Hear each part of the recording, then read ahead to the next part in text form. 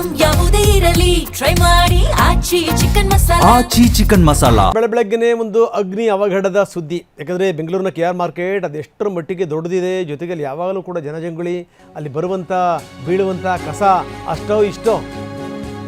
ಅಂಥ ಕಸಕ್ಕೆ ಇವತ್ತು ಬೆಂಕಿ ಬಿತ್ತು. ಧಗಧಗ ಅಂತ ಹೊತ್ತಿ ಉರಿದ್ಬಿಡ್ತು. ನೋಡ್ತಿದ್ದಂಗೆ ಬೆಂಕಿ ಯಾವ ಪರಿ ಆವರಿಸ್ಕೊಳ್ತು ಅಂತಂದರೆ ಆ ದೃಶ್ಯ ನೋಡಿದ್ರೇ ಭಯ ಆಗುತ್ತೆ. ಒಂದು ಕಡೆಗೆ ಬೆಂಕಿ, ಇನ್ನೊಂದು ಕಡೆಗೆ ಹೊಗೆ. ನೋಡಿ, ಇದು ಬೆಂಗಳೂರಿನ KR ಮಾರ್ಕೆಟ್.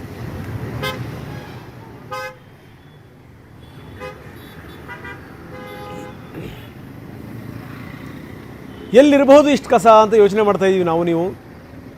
ಯಾಕಂದರೆ ಈ ಮಾರ್ಕೆಟ್ ಒಳಗಡೆ ಹೋದಂಥವ್ರು, ಸುತ್ತಾಡ್ದಂಥವ್ರಿಗೆ ಬಹಳ ಚೆನ್ನಾಗಿ ಗೊತ್ತಿರುತ್ತೆ ಈ ಎಷ್ಟು ಬಂದು ಬೀಳುತ್ತಲ್ಲ ಈ ತರಕಾರಿ, ಬೇರೆ ಬೇರೆ ಸಾಮಾನು, ಸರಂಜಾಮು, ಅದೆಲ್ಲವನ್ನೂ ಕೂಡ ಹಿಂದ್ಗಡೆ ಗುಡ್ಡೆ ಹಾಕಿರ್ತಾರೆ.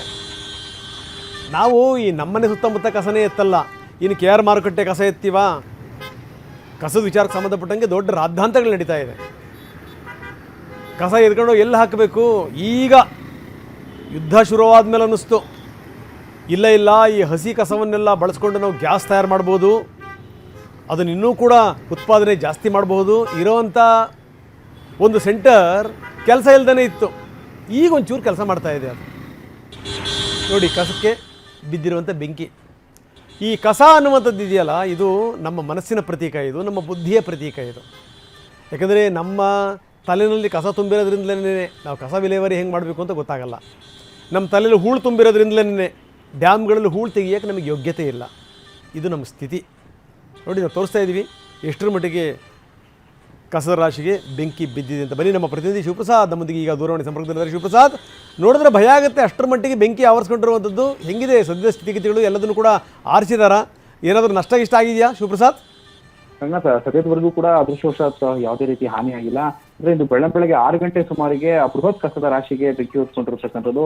ಆ ಕಿಡಿಗೇಡಿಗಳು ಬೆಂಕಿಯನ್ನು ಹಚ್ಚಿದ್ದಾರೆ ಅಂತ ಹೇಳಿ ಸಸ್ಪೆಕ್ಟ್ ಮಾಡ್ಲಾಗ್ತಿರ್ತಕ್ಕಂಥದ್ದು. ಅಂದ್ರೆ KR ಮಾರ್ಕೆಟ್ ನ ಫ್ಲೇವರ್ ಕೆಳಭಾಗದಲ್ಲಿ ಆಗಿರ್ತಕ್ಕಂಥದ್ದು ವಿಸ್ತಾರವಾಗಿ ಹರಡ್ಕೊಂಡಿರ್ತಕ್ಕಂಥ ಕಸದ ರಾಶಿಗೆ ಬೆಂಕಿ ವ್ಯಾಪ್ತಿರೋದ್ರಿಂದ ಸಂಪೂರ್ಣವಾಗಿ ಹೊತ್ತಿ ಉರಿದಿರ್ತಕ್ಕಂಥದ್ದು. ದಟ್ಟವಾಗಿರ್ತಕ್ಕಂಥ ಹೊಗೆ ಕೂಡ ಆವರ್ತಿತ್ತು.